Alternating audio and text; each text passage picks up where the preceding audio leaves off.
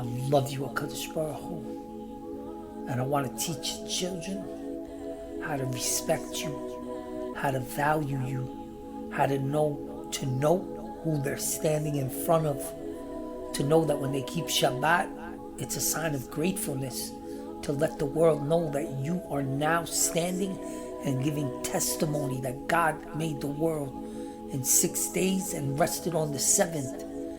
Therefore, I'm going to rest on the 7th to commemorate and testify that God made the world in 6 days and rested on the 7th. Be holy, because I'm holy. Hashem is already commanding you. And I remember one time, this rabbi is like, he didn't like that I was teaching Torah. I don't know, he was jealous. I don't know what it was. But in front of the kids, he tried to test me. So he goes, tell the kids, what does it mean to be holy? So I told the kids to stay away from everything that's unholy. That's how you become holy. You see, that's one thing that I learned about Torah. As deep as a concept that it is, it can be said in a simple, sensical, and logical way. It's amazing, You know, my mother could tell you to drop dead and you wouldn't even know. In the classiest way, you know what she would tell you? Go to sleep. And in her mind, she would say, don't get up. To the wicked. You know why? I'll tell you why. Terach lived another 60 years, but he wasn't mentioned in the Torah. Why? Because he was wicked. So it's as if he was already dead. You understand? I'm going to give you some talk right now on the wicked, When the wicked are sleeping, it's good for them and good for the world. Sleeping is a euphemism for death. The wicked lie. They cause chaos. They disrupt. They're miserable. They love to bring people down. Misery loves company. They love the fighting. They love the dissension. They love to lie. When I watch this show, sometimes Morning Joe on MSNBC, why would I watch that show? Why would I even have a TV? That's a good question, Really shouldn't even have a TV. One day I'll be a big Sadiq, I won't have a TV.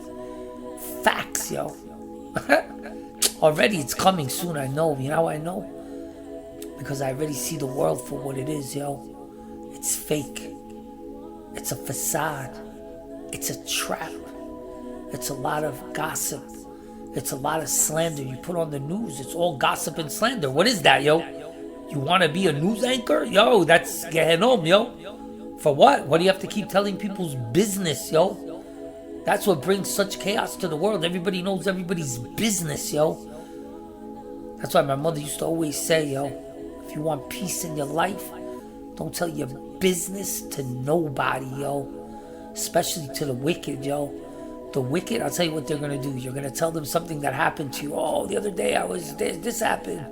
Something negative, He's going to put that in his memory bank, and then he's going to wait till a day that he's going to use it against you when you're weak, when you're vulnerable, when you're compromised, and then he's going to throw it in your face, or he'll tease you about it, That's why the Torah says, don't be a teaser. Don't be a dude that's, engrossed in frivolity. Don't be like this, bro. All day it's a joke. Everything's a joke. So how's he ever going to do tshuva if everything's a joke? He's not, He's never going to do tshuva. It's like I told this one guy today. This non-Jewish guy, and I gotta be careful, because he asked me about the tzitziot, and then I started giving him all these secrets about the tzitziot, and he's not really allowed to learn it. Why? Because the uncircumcised may not partake in it. They could study Torah, it's available, they could read, but the secrets of the Torah, they're not really allowed to learn. Maybe today it's exception to the rule, Mashiach's close, but from what I learned, that's the rule. And you can't start changing and twisting rules. Like I told this one guy, he goes, it's 3,000 years ago. I don't know if the Torah really applies today. I said, the Torah applies today more than ever. He said, what do you mean? I said, what do you mean? It's showing you how when God makes a law, he doesn't change with the times. It's not fashion. When God says it's wrong to be gay, no matter what society tells you, things change, it's more modern. No.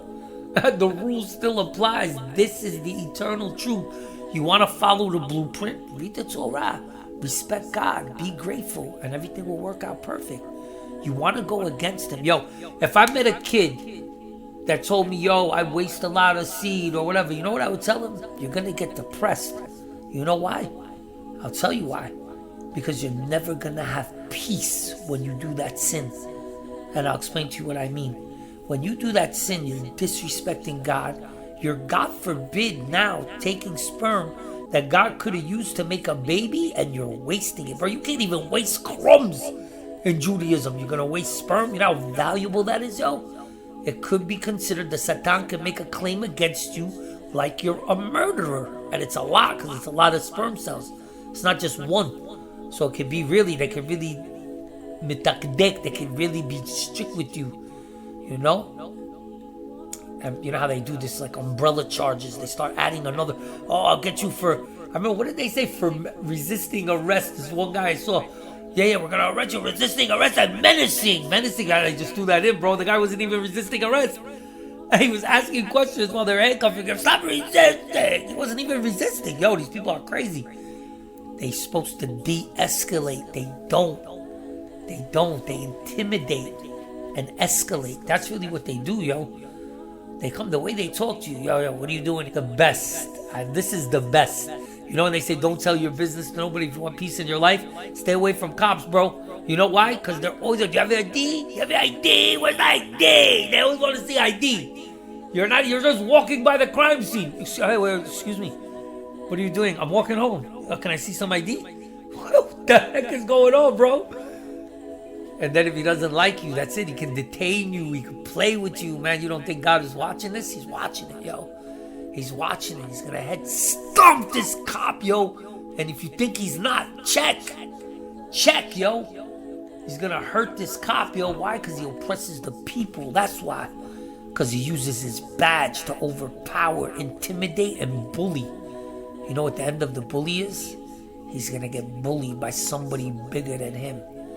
And then he's going to understand what it feels like to be degraded, put down, insulted, and spoken to like you're a piece of trash.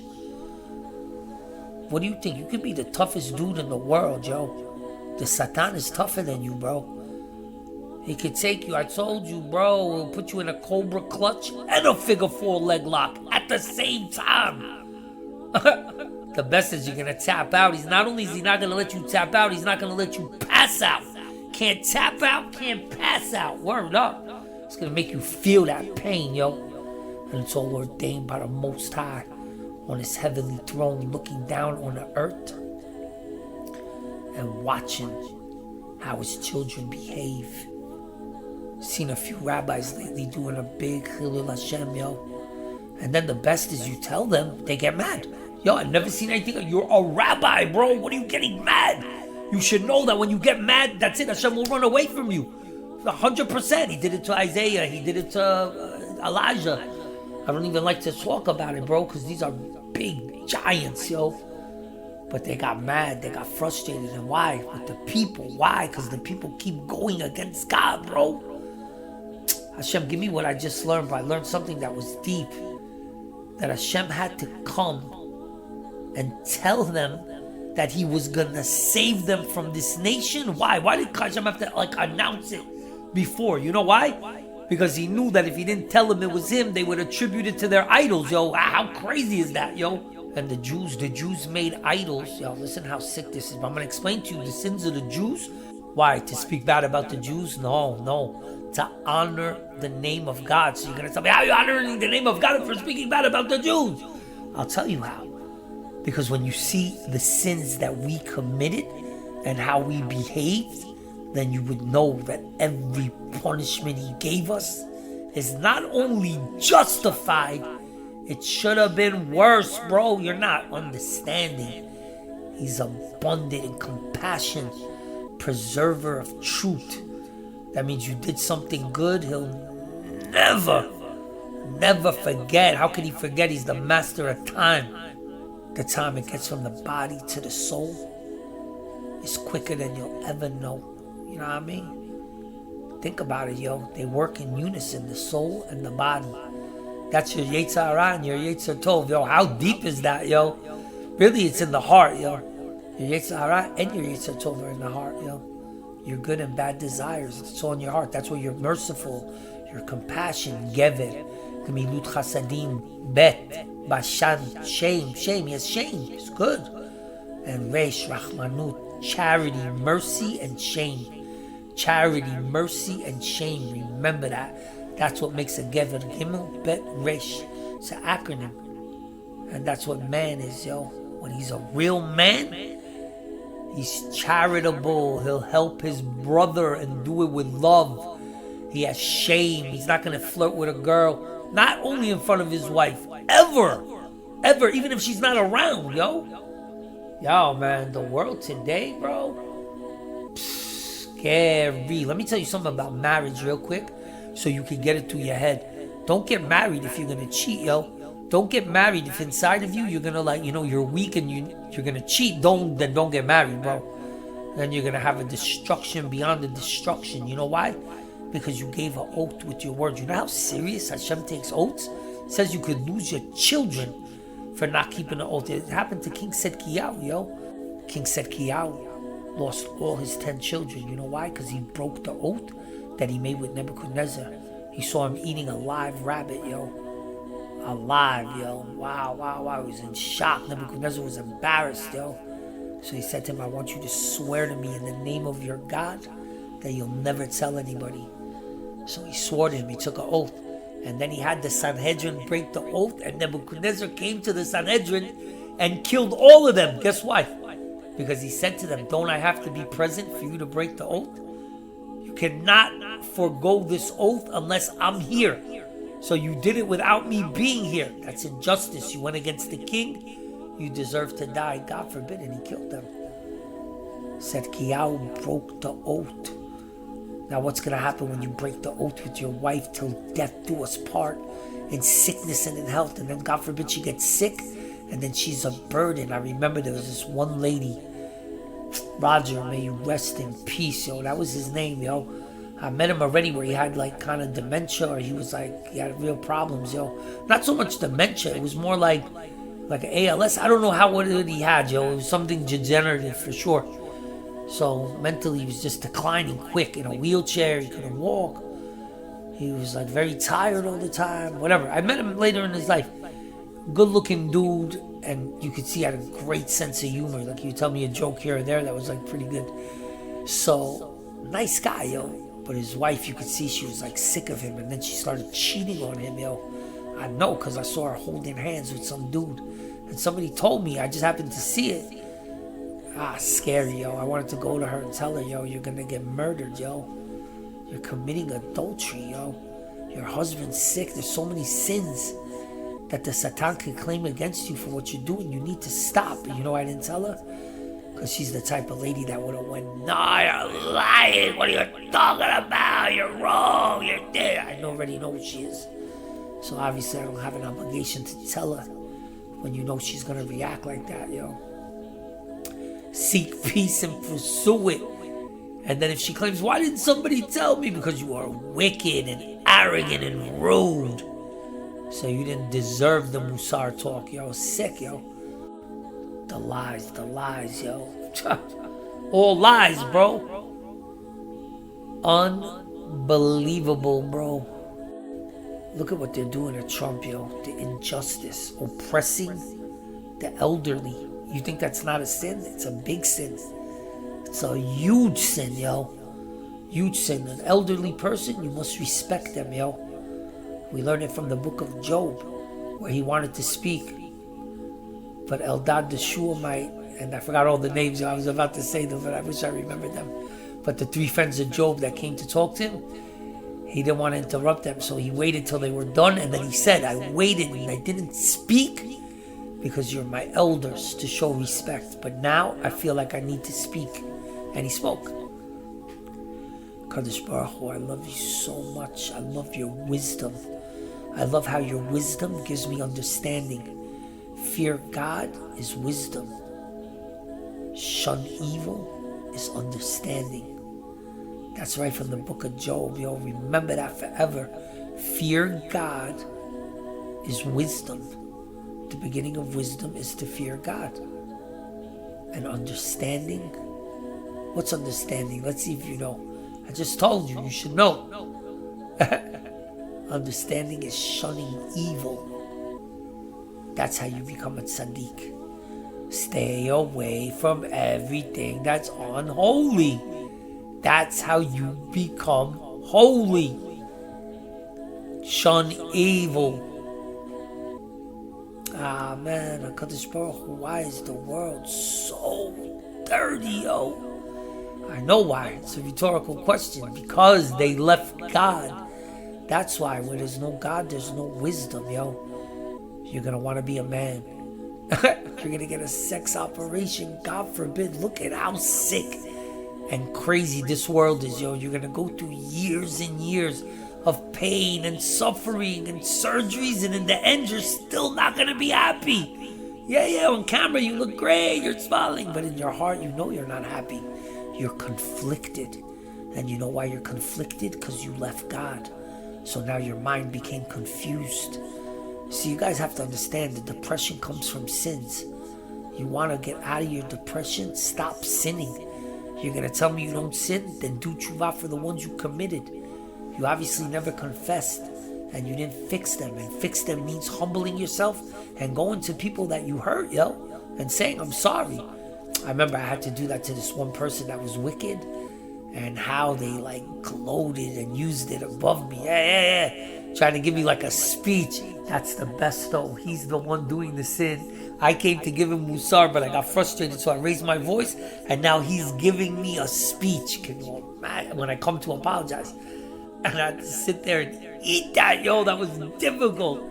But I remember it taught me a great lesson. You know what that lesson was? Don't ever do that again. Don't ever put yourself in a position where you have to apologize to the wicked. And the sick part is you do. You do. If you do something wrong, you got to apologize, even if it's to a wicked person. If it's wrong, it's wrong. I told you this show, Morning Joe, how they lie about Trump. It's not even about Trump. You know what? I'm not even going to talk about it. You know why? I'll tell you why. Because if you want peace in your life, don't speak on Democrats, yo. You're going to lose your peace right away. If you see someone doing something wrong, just know God also sees it, yo. You understand? You want to say something, say something. But if it's something that, you know, is out of your control, don't say anything, yo. Keep your mouth closed. Hashem is allowing it to hurt these people. He lets, like the people at the dog park. I told you, they let their dogs bark all night. Disrespectful, rude, arrogant. Not all of them. 10%. But that 10% is enough to bring chaos and no peace. Very dirty, yo, because they let the dogs bark. They don't even say anything. So here it is. Hashem lets it go like this. 2 years, 5 years, 6 years, 14 years. No problem. But in the end, for every bark, for every person they disturbed, it's all written. And the bill must be paid. And that's going to be a tough pill to swallow. So you're going to tell me, why didn't Hashem stop it? Why? Because they did it to themselves. It's like with Pharaoh. He hardened their heart. Now he makes them think that they're a god. They own the neighborhood. They do what they want. No one can say anything. I remember one lady, her dog barks at every single person that walks by like a psycho. So I came up to her. I said, listen, you need to control your dog. It's a rescue dog. I said, and what? And what? So that's an excuse that he can bark, and it's up to you to train him. You rescued him, no? You love him, no? So train him. Show respect for people. She got annoyed. No problem, yo. Left, never spoke to this lady again, yo. That's it. I see the dog sometimes. I see it bark. Disgusting, yo. Just don't say anything. I keep it moving, yo. I'll try to help you. But if I see you don't want my help, you just did me the biggest favor, and I don't have to waste my time on you no more. What does it say? Don't debate a wicked person, because he'll mock the wisdom of your words. Remember that, yo. Don't argue and debate with these people, yo, because you're going to get attached to them. That's another thing, yo. To all these Karens out there, yo, you want to come and tell people what to do. They're doing something wrong. They're not following the rules. No problem. But know that when you approach them and connect with them, now you connected, yo. Now you're gonna get frustrated. That's why you always see Karens having a meltdown.